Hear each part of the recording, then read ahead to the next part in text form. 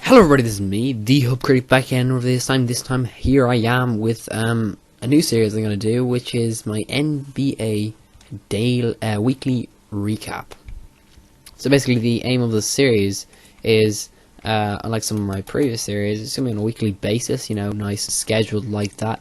So it's going to be nice and I guess convenient for you guys. I'm going to be up here every Saturday or Sunday or so, just when the last match goes up over the week. For me, that would be before Sunday, because Sunday night, you know, I can't really watch it too late, you know, and stuff like that.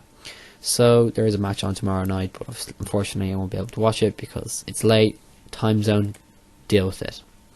Basically, I'm going to recap all the matches that happened this week, talk through them, and you know, talk about the team this week and some moments that may have happened this week. So let's take a look back at this week. We started off, if there's a match on Sunday, I'll also comment on it in the recap. So what did we have this week? I believe we had our first match, which was a Sunday match again on January 10th, back home in Pepsi Center, Denver, Colorado, against the Charlotte Hornets. It was a really nice lit up night for Danilo Gallinari with 27 points.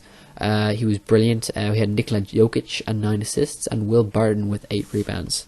I believe this was the first match with the return of Emmanuel Mudiay, and I was really happy to see that Danilo Gallinari was there. But you know, Emmanuel Mudiay was slowly being eased back into everything as well. So it was just a nice fusion of the players, and it was really nice. So we got to see that happening. Good hustle by everybody on the team, and the last couple of minutes where we may have faltered a bit, we did make up for it in the good payoff at the end and the win. So I mean, I was really happy with that. I just revitalized after that, going back into a home game and finally pulling out a win was really nice. We were also really excited because, hey, Charlotte Hornets are an up-and-coming team, and they seem to have some pretty strong set pieces, but we managed to demolish them and just devour them off the scene. So that was a really nice win. Our second game in the home stand, our 8-game home stand coming up there, was Wednesday, January 13th, and this was against the Golden State Warriors. Yes, the reigning dubs in the NBA. These guys proud us down, but we kind of led a lot of this. Yeah, we had a big standing bit of a lead on them, but obviously Draymond Green wasn't playing. I believe they were resting a few of their players. Our friend here, Steph Curry, you know, the man himself, he did the man of the day. He had a really nice fourth quarter, and he really did pull through. The shooting was good on him, I could say, but no, he did not manage to pull out the win for his team, unfortunately. They did power through to get really close to us, but a lovely steal at the end, a beautiful steal from Danilo Gallinari again, saving the day, getting it, and then going for a wonderful win. This was like, we were 2 down, and we had to get this, and we got the 2, and then I think, or we may have just got 2, and then, I don't know. But anyway, we get the next possession, and then we won the game. So that was really wonderful. That was the 3rd loss for the Golden State Warriors of the season. So it was a really good highlight, and the highlight of the week for the Denver Nuggets getting such a big win against the reigning champs. And it was even made redeemingly better with the fact that I believe this was our first win against them in 6 games. So it was a nice revitalizing win, and a powerful win at that. Moving on to our 3rd match of the week. I just comment that Darrell Arthur did have 11 rebounds in the game. It was a loss to 95-98. I should comment that the Charlotte Hornets match was 95-92. The Golden State Warriors was our 2-point win, 112 to 110, and we had a loss at 95-98 to the Miami Heat at home.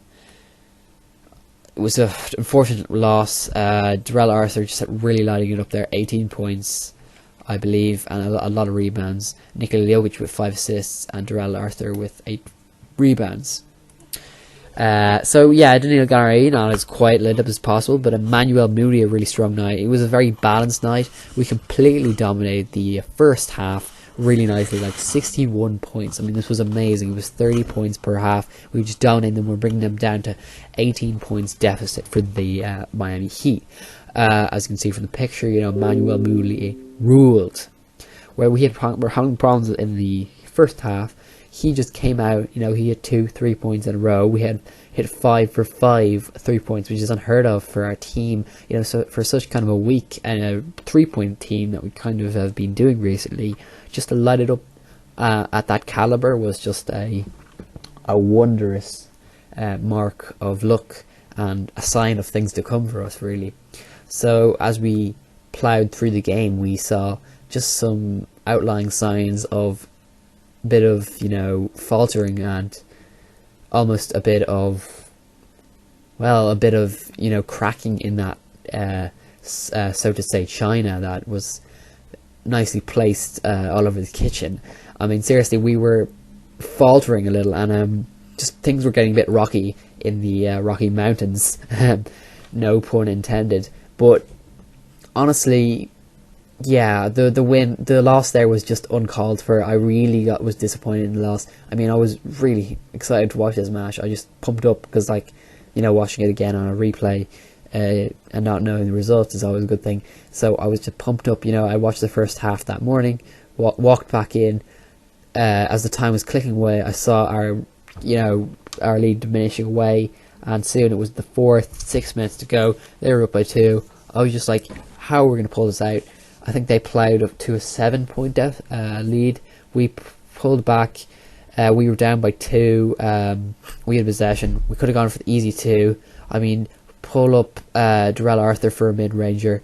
Even that, we could have saved a couple more seconds on the clock. I know that might have seemed drastic, but seriously, we could have pulled out even just a foul there in the paint from Kenneth Fareed. You know, he was hitting really nice on the free throws, so it's not unlikely for him. We may have benched him at that point, but I mean, it was just bad move not to pull him at the second. So that was just a really dour point to our week, really. I don't comment anymore on the game. I'm just saying we lost by what? We lost by 3 or something in that game. Let me see. Yeah, we lost by 3 points. So that was just unfortunate there. To be honest, just not great call at the end of that. The way it went down to Gallinari hitting a 3-point, trying to hit a 3-pointer and missing. I have to comment on our friend Sean Fitzpatrick, who joined our roster just this week. I believe it was. Now I can't be completely correct on saying this. He's a guard, and he joined us around Wednesday or Thursday. But I heard of this news on Friday, and I was really excited about it. He finally got here. He just played about the very end of the third quarter, or the second quarter. He played about 15 seconds, so I haven't actually seen him with the ball yet. So don't even get your hopes up for seeing anything major in this match, or major news to confirm on him, because, well, he wasn't playing, guys. Let's be honest. But no, I've heard wonders of him, you know, averaging 77 points for Delaware in the D-League. I believe he's had some pretty great plays. I mean, obviously you can't tell much from a few highlight reels thrown together, but he just seems to be a really well-endowed guy. 25 years old, so that's a good optimum age for him. So he should be getting into his prime pretty soon. He's from Cincinnati. You know, this is a good sign. He's 6'4", 210 pounds, and hopefully he will blend in with that cast. I mean, Wilson Chandler, I mean, is this a role that a role without the extra roster member of Wilson Chandler? We could just push in, you know, Sean or like that. But anyway, he comes with the developmental, so you can't tell much of that. I mean, I'm not really too up to date with any of this developmental stuff. Like, I didn't even know the D-League existed until a few days ago. I'm not exactly in the loop on any of that sort of end of things, and whether or not we are going to get a much from that thing from the D League. But yeah, the fact that he's coming here, I'm just really happy.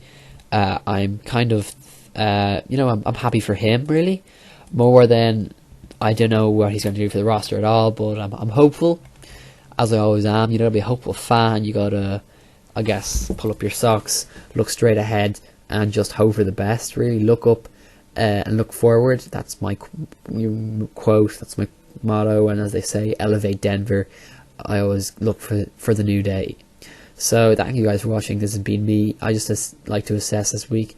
My star player of the week, I'm going to award to my man, my center man, Danilo Gallinari, because he just plowed through this week with a really good star play on Wednesday, and of course him averaging 26 points. He's just been consistent, and that's a key word for him. Apart from Friday night was just a bit dour, but let's be honest, you can't have your night every night.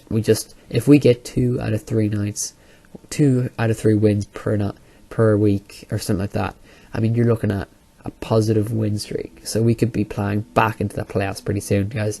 I mean, there's only 3. We're currently like 11 or 12 in that playoff run, so it's not impossible at this point. We're down by 10, I think, from 15-25 is our current win-loss record. So it's not completely possible, but it's at that point where we could be looking at just another season like last. So I mean, look positive and let's hope for the best, because at the end of the day, that's all you can do.